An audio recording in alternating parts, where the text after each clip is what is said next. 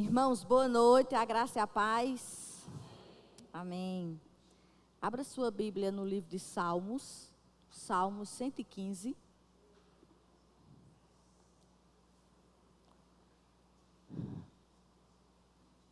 Salmos 115. Nós vamos estar lendo todo o capítulo. Posso ler? Diz assim a palavra do Senhor. Não a nós, Senhor, não a nós, mas ao teu nome dá glória, por amor da tua misericórdia e da tua fidelidade. Porque diriam as nações: onde está o Deus deles? No céu está o nosso Deus, e tudo faz como lhe agrada. Prata e ouro são os ídolos deles, obra das mãos de homens. Tem boca e não falam. Tem olhos e não veem, tem ouvidos e não ouvem, tem nariz e não cheiram, suas mãos não apalpam, seus pés não andam, som nenhum lhes sai da garganta. Tornem-se semelhantes a eles os que os fazem e quanto neles confiam. Israel confia no Senhor, ele é o seu amparo e o seu escudo. A casa de Arão confia no Senhor, ele é o seu amparo e o seu escudo. Confiam no Senhor os que temem o Senhor. Ele é seu amparo e o seu escudo. De nós se tem lembrado o Senhor. Ele nos abençoará. Abençoará a casa de Israel. Abençoará a casa de Arão. Ele abençoa os que temem o Senhor, tanto pequenos como grandes. O Senhor vos aumente bênçãos mais e mais sobre vós e sobre vossos filhos. Sede benditos do Senhor, que fez os céus e a terra. Os céus são os céus do Senhor, mas a terra deu-a a ele, aos filhos dos homens. Os mortos não louvam o Senhor, nem os que descem à região do silêncio. Nós, porém, bendiremos o Senhor, desde agora e para sempre. Aleluia. Senhor Deus e eterno Pai, mais uma vez, Senhor, nós falamos contigo esta noite.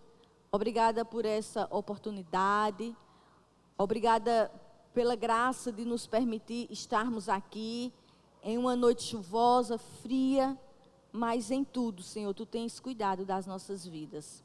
Fala conosco esta noite, é isso que eu te peço em nome de Jesus, amém.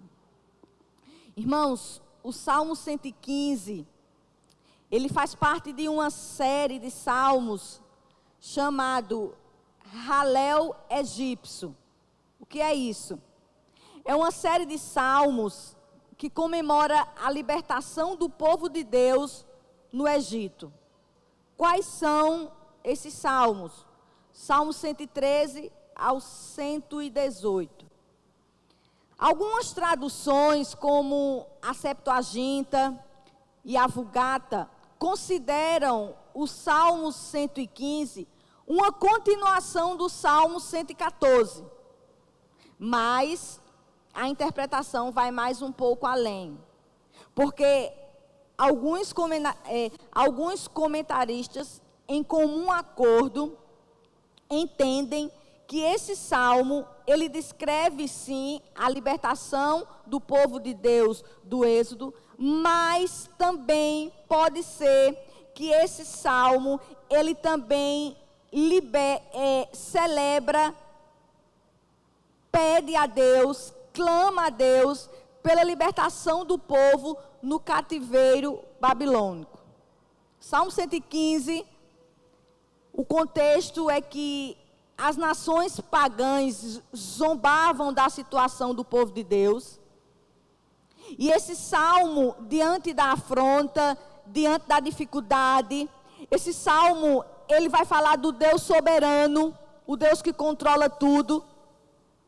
O povo de Deus, na dificuldade, nas lutas, irmãos, nós não podemos perder esse entendimento em nenhuma situação das nossas vidas, seja qual for o nosso problema, a dor, a perda, o desânimo, a doença, a desesperança, nós não podemos perder essa perspectiva de que o nosso Deus, Ele é soberano. Esse salmo, ele foi escrito em grande angústia, em grande confronto, em grande zombaria. É por isso que esse salmo, ele nos convida a pôr a nossa confiança em Deus. Irmãos, que dificuldade é confiar em Deus quando os nossos olhos não veem saída. Que dificuldade é confiar em Deus quando as notícias que nós não queremos chegam aos nossos ouvidos e as evidências confirmam isso. Como é desafiador para nós confiarmos no Senhor. Que nós possamos cantá-lo esta noite. Senhor, Tu és o nosso escudo. Senhor, Tu és o nosso amparo. Versículo 1. Não a nós, Senhor, não a nós, mas ao Teu nome dá glória, por amor da Tua misericórdia e da Tua fidelidade. Diante de tanta coisa difíceis que aquele povo estava passando, o salmista vai começar dizendo: nós devemos dar glória somente a Deus. O salmista estava lembrando da saída do povo do Egito. O salmista estava lembrando da libertação do povo no cativeiro. O salmista sabia que se eles foram libertos do cativeiro, foi por causa da misericórdia e da fidelidade de Deus. Irmãos, nossa salvação, nossa libertação do império das trevas para o reino do amor de Deus, não teve participação nossa, não teve mérito nosso. Então, se eu não mereço, eu não fiz nada para ser liberta. Se eu não fiz nada para ser liberta, logo o mérito não é meu. A glória não é nossa. Diante de uma sociedade tão autossuficiente, a Bíblia nos recomenda a tudo que nós temos, tudo que nós somos, tudo que acontece na nossa vida, além da salvação, nada é mérito nosso. Não a nós, Senhor, não a nós, somente a Ti a glória. A Bíblia nos orienta a centrar tudo para a glória de Deus. Todo o bem que fazemos, tudo que temos é pela misericórdia e fidelidade de Deus. Como isso é difícil que nos nossos dias, as pessoas quando conquistam as coisas, elas dizem o quê? Viva a mim. Pode até não dizer com palavras, né? Mas dizem com ação. Eu acho que foi há uns 2, 3 anos atrás que uma dessas celebridades que acha que é cantora, mas não é cantora, né? E subia lá aqui no Rock in Rio e disse: se tem alguém que eu quero agradecer, é a mim. Eu estou aqui por causa de mim. Então esse é o discurso desse século. Mas o salmista vai dizer: não a nós, Senhor. Tudo que nós temos é misericórdia e fidelidade do Senhor. Você tem saúde, você tem que dizer: não a mim, Senhor, mas ao Teu nome dá glória. Você tem família, você tem filhos, você tem neto, você tem que dizer: Senhor, não a mim, Senhor, mas ao Teu nome eu dou glória. Você tem emprego, você tem que tributar a Deus. Irmão, você abre os seus olhos durante o dia, você tem que tributar tudo ao Senhor. Deuteronômio 8:17 vai dizer: não digam no seu coração, a minha força e o poder do meu braço me adquiriram estas riquezas. Deuteronômio 9:4, não digam, por causa da minha justiça é que o Senhor me trouxe a esta terra para a possuir. Se o Senhor não intervir, não adianta. A gente viu agora aqui o pastor Jamerson orando porque passou em um concurso. Podia ter estudado as 24 horas do dia. Eu conheço uma pessoa que disse assim: eu vou me dedicar a passar em um concurso. E essa pessoa passou 6 meses, de 10 da noite às 5 da manhã. Soberba. Aí passou Banco do Brasil, Caixa Econômica, Polícia Federal, Justiça. E ele disse: eu sou muito bom, eu vou escolher. Eu acho que eu vou ser Polícia Federal. Foi a maior pontuação da prova escrita. Já estava passo. Foi para o teste físico. Magro, disposto, atleta. Vocês não vão acreditar. A pista da UEPB estava com um buraco. Quando faltava poucos metros para ele chegar, torceu o tornozelo. Não conseguiu completar a prova. Botou na justiça. Não tem nada a ver. O critério era você terminar a prova. E você não conseguiu. Não a nós, Senhor. Não a nós, mas ao teu nome da glória. Se o Senhor não intervir, você não se levanta dessa cadeira quando terminar o culto. Se o Senhor não intervir, você não chega em casa. Se o Senhor não intervir, os teus planos vão tudo por água abaixo. Não a nós, Senhor, não a nós, mas ao teu nome dai glória. E Espúrgio vai dizer assim: se é angelical recusar uma glória indevida, roubada no trono de Deus, é diabólico aceitá-la e valorizá-la. Só que muitas vezes o nosso ego, a gente gosta que as pessoas digam que a gente sabe, que a gente é o bambambam, que a gente... Irmãos, você com uma diarreia, você não consegue fazer nada. Uma diarreia te bota sentada e gritando. Se não for o Senhor, você não consegue fazer nada. Verso 2 e 3. Aí ele vai dizer assim: porque diriam as nações, onde está o Deus deles? No céu está o nosso Deus, e tudo faz como lhe agrada. Lembre-se do contexto. As nações pagãs, diante da situação difícil de Israel, que era o quê? Ou o êxodo, ou o cativeiro. Então, diante desse quadro aqui, as nações vizinhas olhavam para Israel e diziam: onde está o Deus de vocês? Ele não está vendo o cativeiro? Ele não está vendo tanto sofrimento? Irmãos, onde está Deus na doença? Onde está Deus no divórcio? Onde está Deus no desemprego? Onde está Deus nos dias nublados? Onde está, irmãos? Os nossos zombadores nos perguntam. Os nossos familiares não crentes dizem: mulher, tu vive na igreja?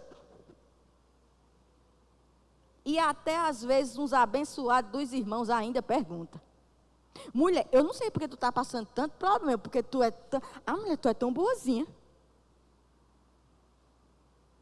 Mulher, tu está divorciada. Oxe, como, mulher? Onde está o nosso Deus, irmãos, que a gente clama quase 40 dias para o pastor Valberto? Onde está Deus, irmãos, que Matsu pede aqui todos os dias oração por sua irmã? Eu vou te responder. Verso 3. No céu está o nosso Deus, e tudo faz como lhe agrada. O salmista aqui vai dar duas respostas sensacionais. Primeiro, nosso Deus está no céu. Nosso Deus está no mundo de cima, criado por Ele, em um lugar onde os deuses de vocês, pagãos, nunca vão estar. O nosso Deus está assentado no trono, Ele reina, Ele levanta reino e Ele abate reinos. O nosso Deus controla tudo. O nosso Deus não perdeu um minuto, as rédeas da história. O nosso Deus está no céu. Aí Ele vai dizer a segunda coisa: já que Ele está no céu e Ele manda tudo, Ele faz o que lhe agrada. Ele faz o que apraz a sua vontade. Embora não o possamos ver como os deuses dos pagãos, os pagãos podem ver os seus deuses. Nós não vemos, mas mesmo assim nós não podemos questionar a sua vontade. Irmãos, Deus está no início e do fim da nossa história. Nossa vida, ela é controlada por Ele. Seus desígnios são misteriosos para a mente finita. Não dá, irmãos, tem hora que não dá para a gente explicar. Tem hora que não dá para a gente entender. Nós não teremos resposta para tudo. Nós não entenderemos tudo. Como eu me lembro das coisas que o pastor Valberto falava nessa situação, quando a gente quer se angustiar. Como eu me lembro dele dizendo: mulher, eu sou soberanista. Deus é soberano. Deus está no controle de todas as coisas. Pare de perguntar: Senhor, por que, Senhor? Por que foi assim? Senhor, por que não foi? Eu não sei lhe dizer, mas eu quero lhe dizer que o Deus que você confia, o Deus que lhe salvou, Ele está no controle de todas as coisas. Spurgeon vai dizer assim: hoje de noite só deu ele. Incompreensível em essência. Um homem desse tinha que ter depressão para não ter soberba. Um homem desse tinha que ter depressão para não se achar. Olha só. Incompreensível em essência, ele se ergue acima do mais elevado pensamento dos sábios. Absoluto em vontade e infinito em poder. Ele é superior às limitações que pertencem à terra e ao tempo. Quem entendeu a mente do Senhor? Quem foi o seu conselheiro? Ninguém, irmãos. Que a gente possa adorar esse Deus diante de tantos questionamentos e dizer: Senhor, eu não estou entendendo nada, mas Tu estás no controle de todas as coisas. Tu estás assentado no alto e sublime trono. E quem senta no trono é rei. Quem senta no trono é majestade. E o salmista vai dizer: vocês estão me perguntando? O meu Deus está assentado no trono. Mas olha só, dos versos 4 ao 8. Prata e ouro são os ídolos deles, obra das mãos de homens. Tem boca e não falam, tem olhos e não veem, tem ouvidos e não ouvem, tem nariz e não cheiram, suas mãos não apalpam, seus pés não andam, som nenhum lhes sai da garganta. Tornem-se semelhantes a eles os que o fazem e quanto neles confia. O salmista aqui, ele vai devolver a pergunta para eles mesmos. Aqui ele faz um contraste entre o Deus de Israel e os ídolos pagãos. E no verso 4 ele vai dizer: prata e ouro são os ídolos deles, obra das mãos de homens. O salmista vai dizer assim: enquanto o Deus de Israel está no céu, no controle de tudo, controlando tudo, os dos pagãos são feitos de prata e ouro. Enquanto o meu Deus é tão grandioso que a minha mente humana não consegue conceber, o de vocês é feito de prata e ouro. Materiais perecíveis, que a ferrugem e a traça corroem. O Deus de Israel é criador de todas as coisas. Aí ele vai dizer, mas o de vocês são feitos por mãos de homens. Se o homem já não é nada, imagina o que ele cria. Que Deus é esse que precisa ser carregado? Que Deus é esse que se você levar uma topada, você quebra ele? Que Deus é esse que você tem que limpar aqui para não criar teia de aranha? É isso que ele está dizendo. O meu está no céu. Agora o de vocês foi criado por mãos humanas. Aí do verso 5 ao 8, ele vai dizer que por ser criado por mãos humanas, não tem vida, são mortos. E ele aqui vai começar a descrever os ídolos. Interessante que Isaías 46, ele vai dizer que os ídolos precisam ser carregados, enquanto Deus é quem carrega o seu povo. E ele vai começar aqui agora a falar dos ídolos. E ele vai dizer, tem olhos e não veem, tem ouvidos e não ouvem, irmãos. Salmo 34:15 vai dizer, os olhos do Senhor voltam-se para os justos e os seus ouvidos estão atentos ao seu grito de socorro. Enquanto os ídolos têm ouvidos e não ouvem, têm olhos e não vê, o nosso Deus está atento à nossa oração. Clame, chore, peça, se humilhe. Peça, peça, peça, peça, peça. Ele tem ouvido. Tem nariz e não cheira. Ezequiel 20:41 diz, com cheiro suave me deleitarei em vós. Suas mãos não apalpam, seus pés não andam. Salmo 139:10 vai dizer, ainda que eu vá para o extremo do mar, a tua mão direita me guiará e me sustentará. A mão do Senhor é ela que nos guia. A mão do Senhor nos livra. A mão do Senhor nos protege. Os ídolos são inúteis, são imprestáveis, são impotentes. Aí no verso 8 ele vai dizer, quem confia nos ídolos se torna semelhantes a ele.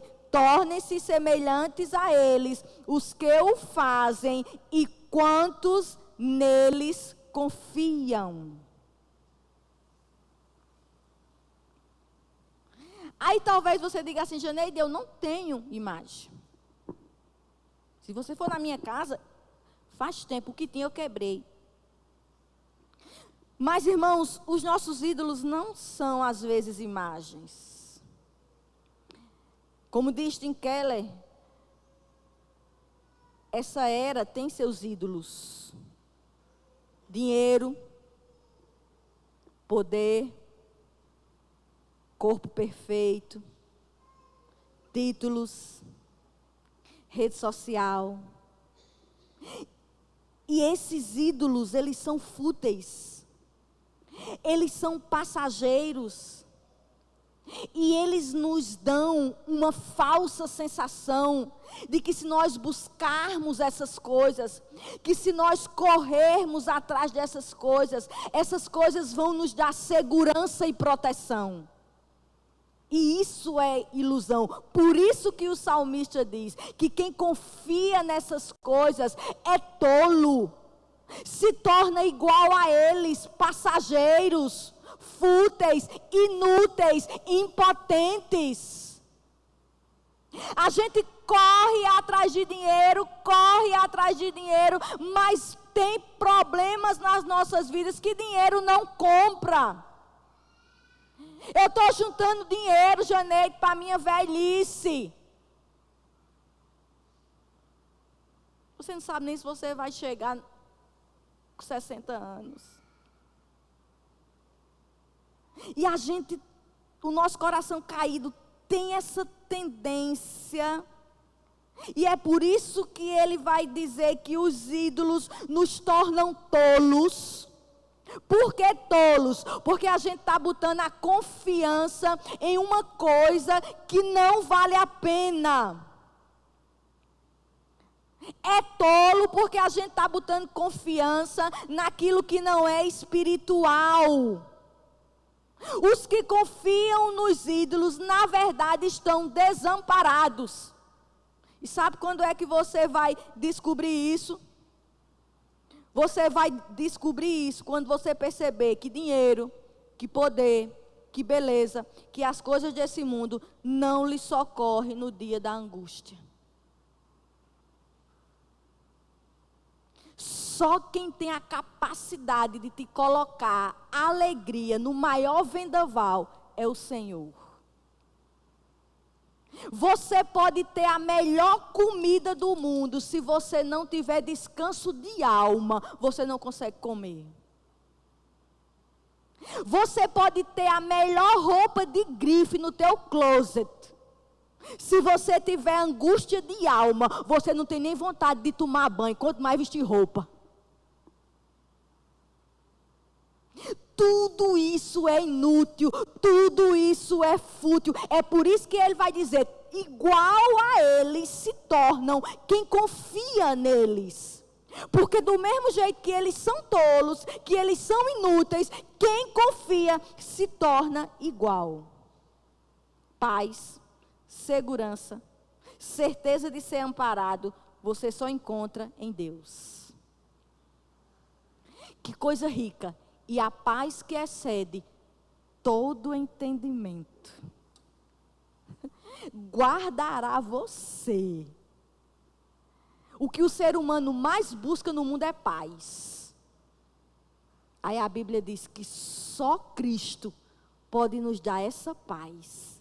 Quando tudo está dando errado, quando tudo está dando difícil, crente ainda consegue se reunir para cantar.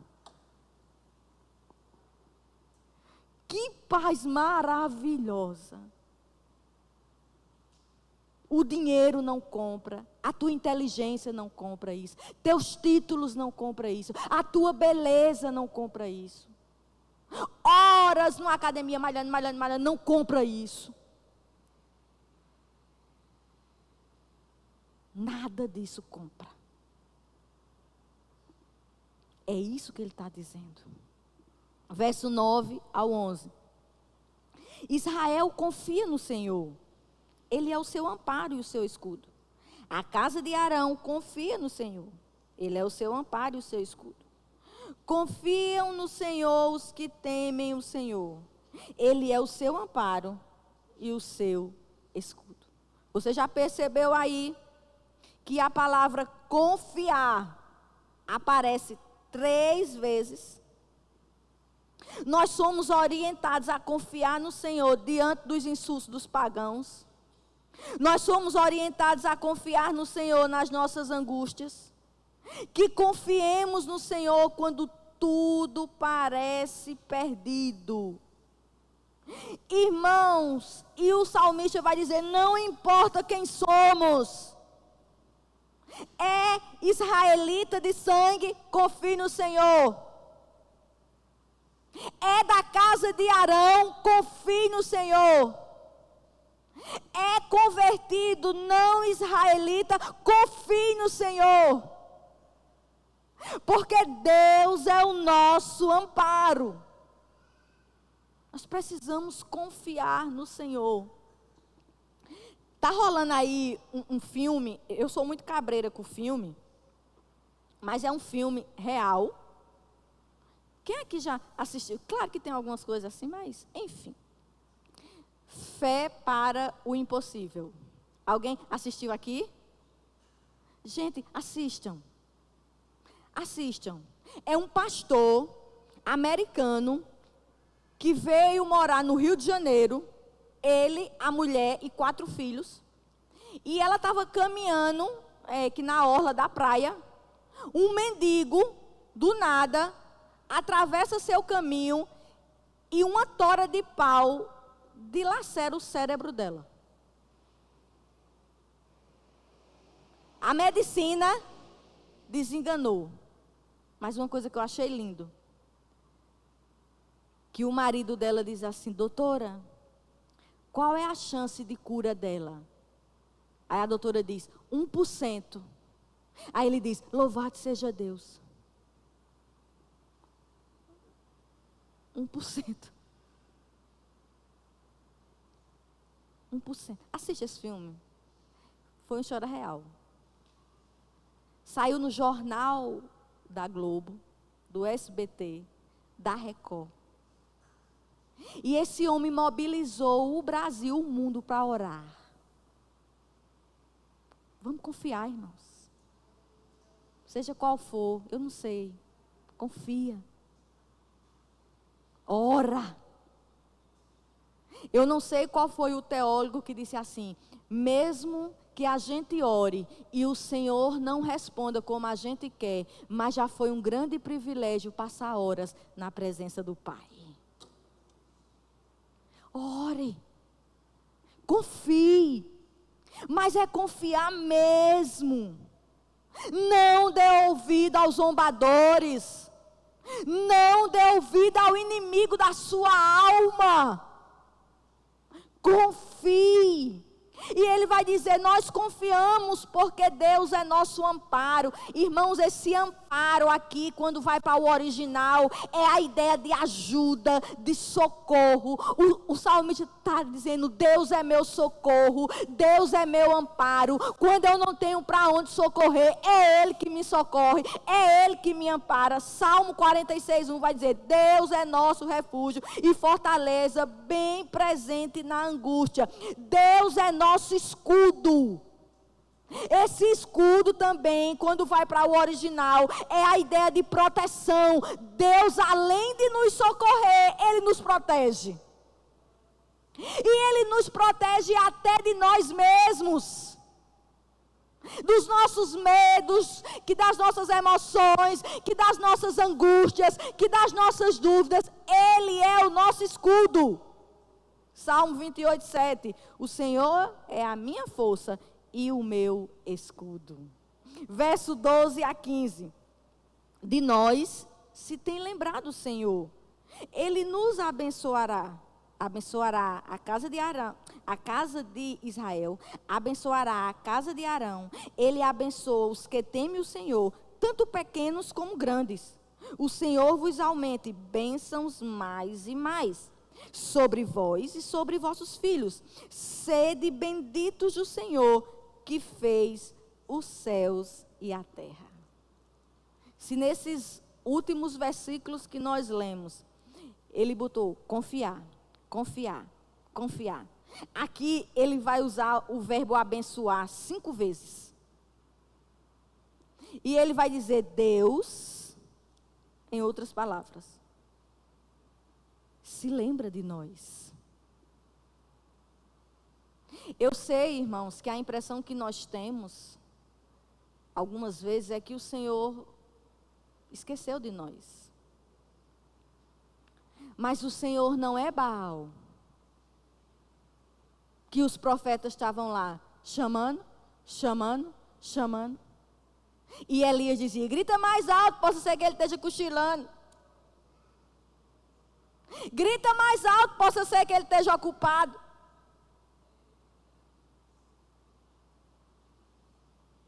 Deus não nos esqueceu. Talvez ali José na prisão, quando decifra o sonho daquele copeiro, e ele vai dizer, olha, pela primeira vez que José tenta se justificar, eu estou aqui preso, eu não fiz nada. Já que eu decifrei o teu sonho, quando tu chegar de frente a Faraó, se lembra de mim? O copeiro lembrou? Mas Deus lembrou. Você não precisa ser lembrada por ninguém, não. Você só precisa ser lembrada pelo Senhor. Ana vivia ali angustiada, angustiada, angustiada. E Penina dizendo, eu sou grávida, olha, eu tenho menino e tu não tem, tu és seca. Um dia Ana se deita com Eucana e o Senhor se lembrou de Ana.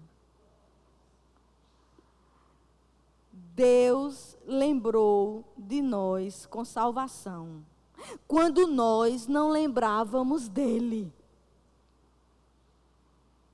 E ele vai dizer também que além de lembrar de nós, ele nos abençoou.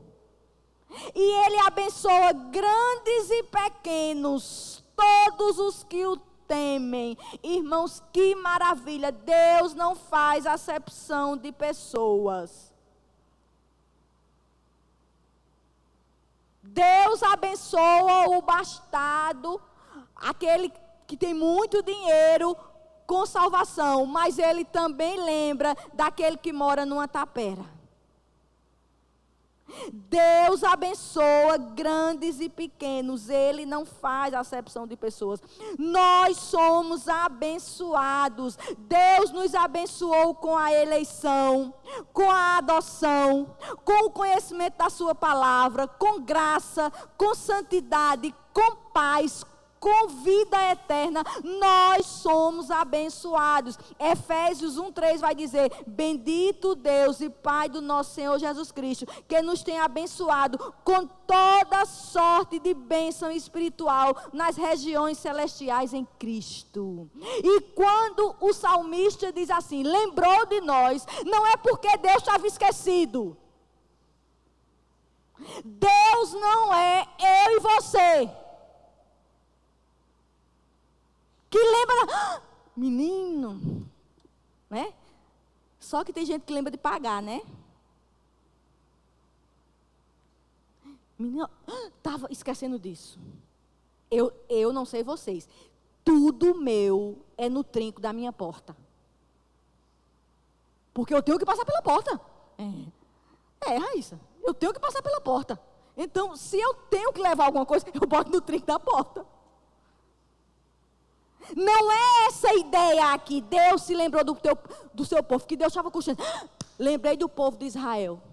Não. A ideia aqui é que a providência de Deus vem no tempo dele, da forma dele, do jeito dele. Não é que ele é esquecido, ele é pontual. Ele chega na hora.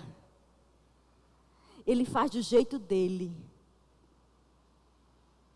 Ele faz do jeito dele. E também o salmista vai dizer que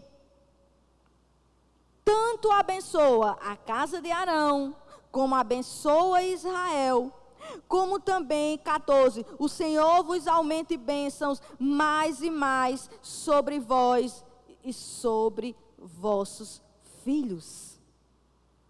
Nós temos bênçãos, irmãos, para a nossa geração futura. Que descanso para nós que somos pais.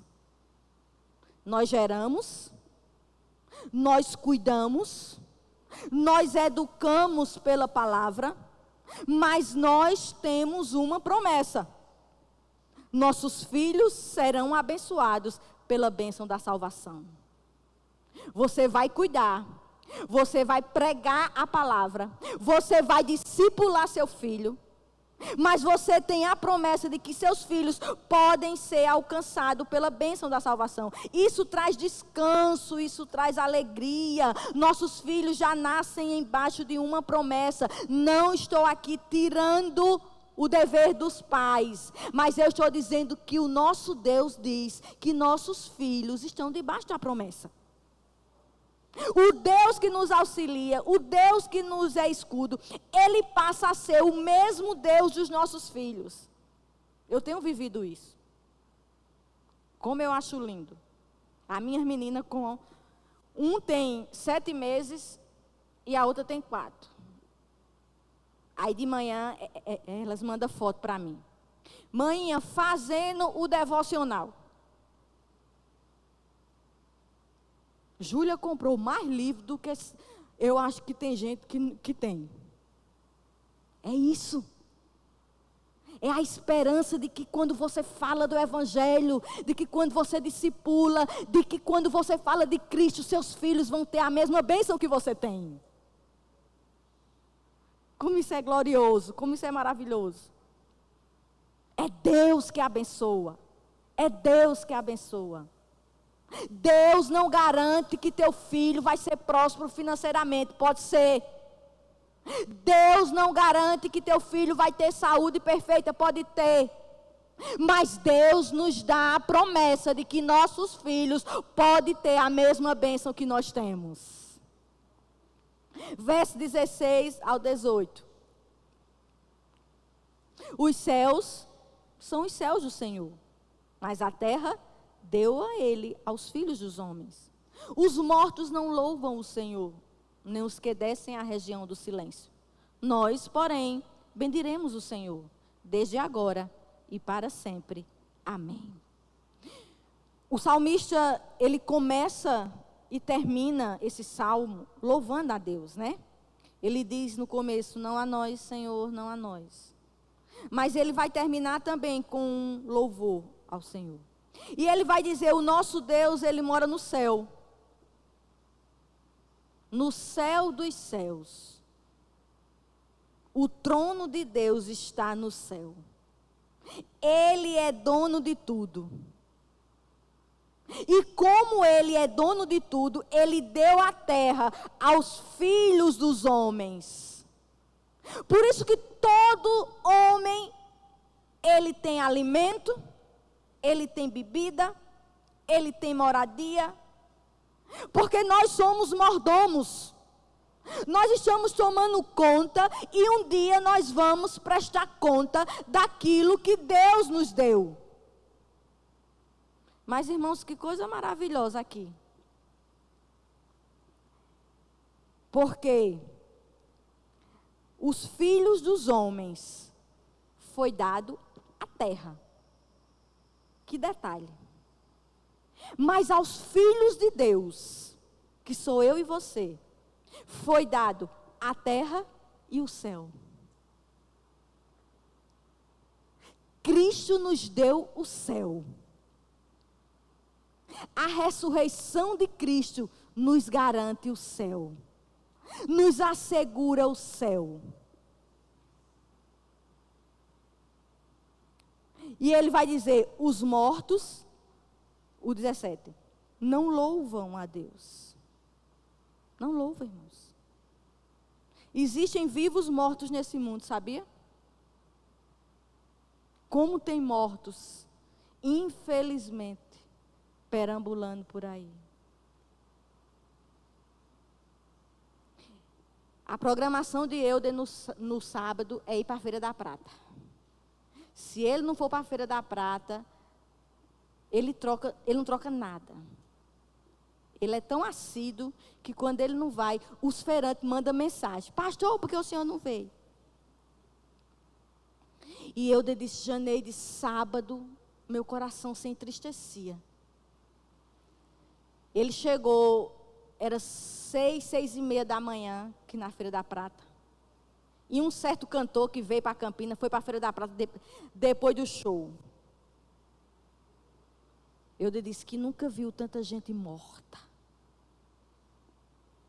Mulheres novas, seminuas, embriagadas, bêbadas. Existe vivos mortos. E os mortos não louvam ao Senhor. Esses vivos mortos não louvam ao Senhor, porque eles louvam os seus próprios desejos, suas próprias paixões, seus ídolos. Mas nós que fomos vivificados pela palavra, nós que estamos vivos, nós bendizemos ao Senhor. A nossa vida é para o louvor da glória de Deus. E louvor é muito mais do que cantar. Louvor é uma atitude de direcionar tudo para Ele.